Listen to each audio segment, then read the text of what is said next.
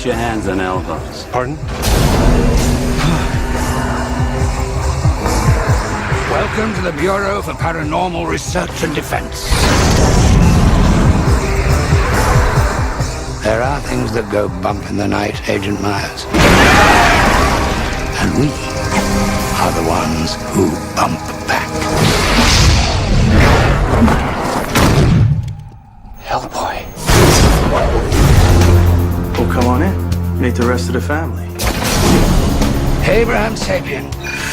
Liz Sherman. It's a beautiful name. Don't worry, Boy Scout. She'll take care of you. These freaks, they give me the creeps. Really? Every time the media gets a look at him, they come running to me. I'm running out of lies. If there's trouble, all us freaks have is each other. What the hell is that? Something big. In the absence of light, darkness prevails. 60 years ago, they tried to destroy the world. They're back. Master. Oh my God. Behind this door, ancient evil. Oh well. Let me go in and say hi.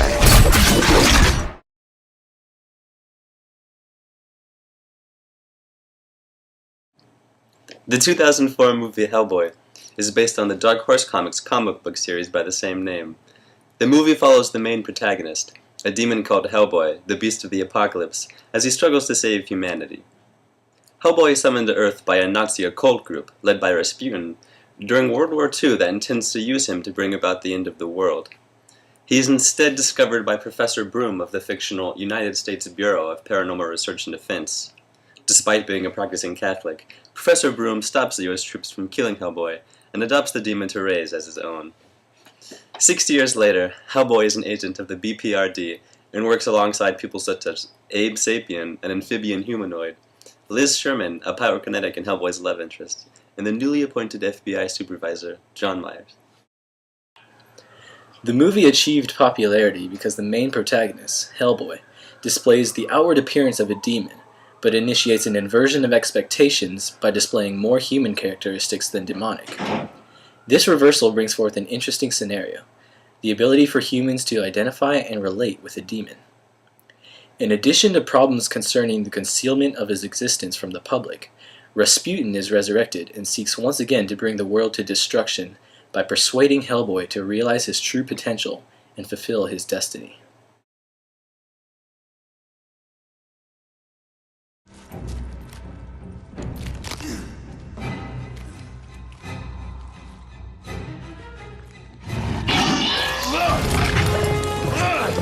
Open wide!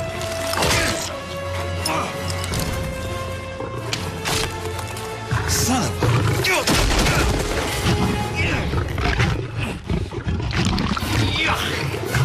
Screw this!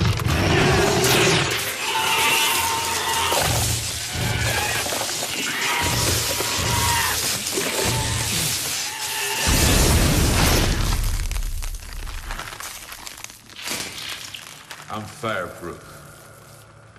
You're not.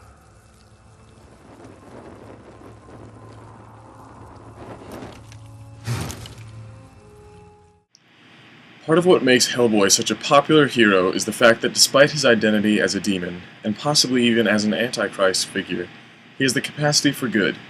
He is in many ways more human than monster. Being a demon, Hellboy has a permanent connection to the other side, and has the power to reanimate the dead. He also has more mundane abilities, such as being fireproof and having a giant club for an arm. His appearance would obviously lead one to believe that he is a demon, and therefore evil. However, Hellboy also possesses many human characteristics. He's vain, stubborn, and rebellious, all human flaws. On the other hand, he is also determined, brave, and even shows compassion and love towards his allies. His persona is that of a typical movie tough guy, and in a sense, Hellboy is a hybrid. A true hero with the ability to fight evil with his own powers, which are themselves born of evil. Hellboy is literally able to fight fire with fire.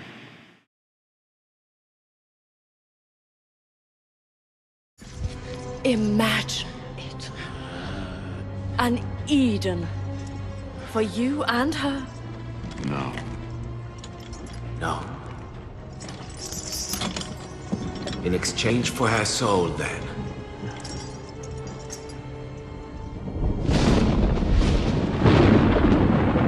Open the door. No. As you wish.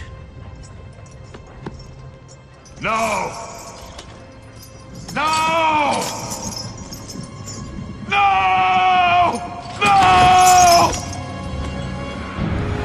No!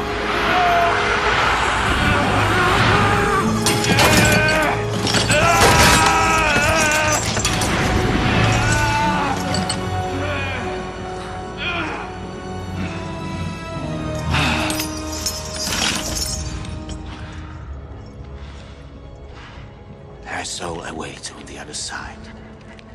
If you want her back, open the door and claim her. Your true name is inscribed around the locks that hold you. You cannot break them, no matter how strong you are. The eclipse has begun. Your true name. Say it!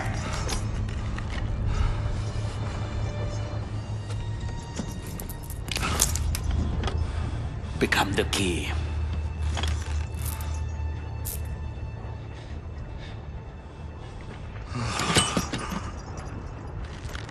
For her. In the book of Genesis, Adam willingly falls from grace because he cannot be parted from Eve. He decides that a cursed life is better than one without her. Just like the original man, Hellboy reasons that he cannot live without Liz and succumbs to Rasputin's will. When Eve tells Adam of what she has done, he acts on impulse and does not worry about the consequences that his actions will bring for all of mankind. Similarly, Hellboy is concerned with nothing but his own desire. This recreation of the Garden of Eden scenario gives man the opportunity to prove to the world that he is not damned. Adam defies God and condemns mankind, but Hellboy realizes that he can control his destiny and spares humanity from the wrath of the 7 gods of chaos. It is ironic that man fails God, but the demon created for the sole purpose of destruction resists temptation. Though people are flawed, we are still pure at heart. In that sense, Hellboy could be any average person, and every one of us could be Hellboy. What is it that makes a man a man? Is it his origins, the way things start? Or is it something else, something harder to describe? The opening of the movie establishes an overarching question that is answered through the actions of Hellboy. As Rasputin's plan begins to unfold, Hellboy learns his true name, Anung Unrama, or the Beast of the Apocalypse, and that he is destined to unleash the 7 gods of chaos that will ravage the world. Hellboy possesses the right hand of doom, which serves as the key to unlocking the gateway to the crystal prison in which the gods are contained. The film never actually indicates the name or location of the other side. All things suggest that this place is hell.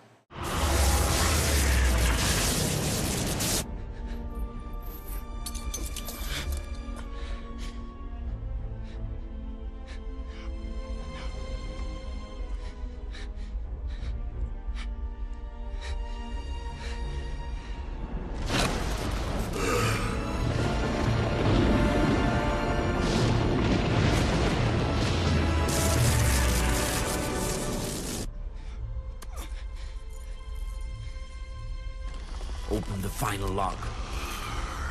Remember who you are!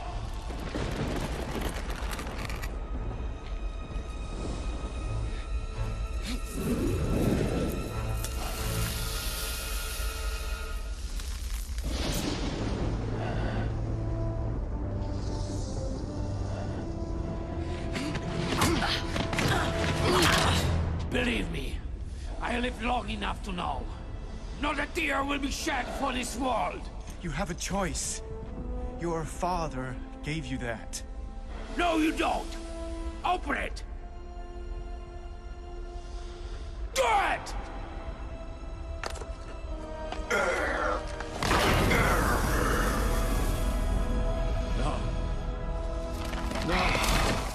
This is a pinnacle moment in the film.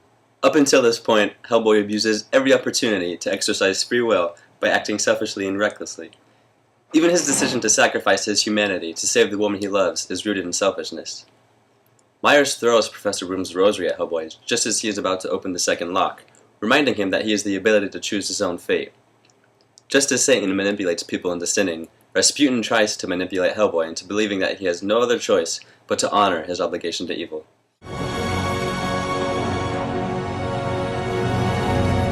What makes a man a man? A friend of mine once wondered. Is it his origins? The way he comes to life? I don't think so. It's the choices he makes. Not how he starts things, but how he decides to end them.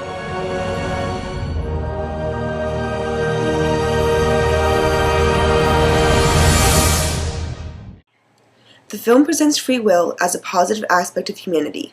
However, it makes the naive assumption that given the choice of free will, people will make the right decision.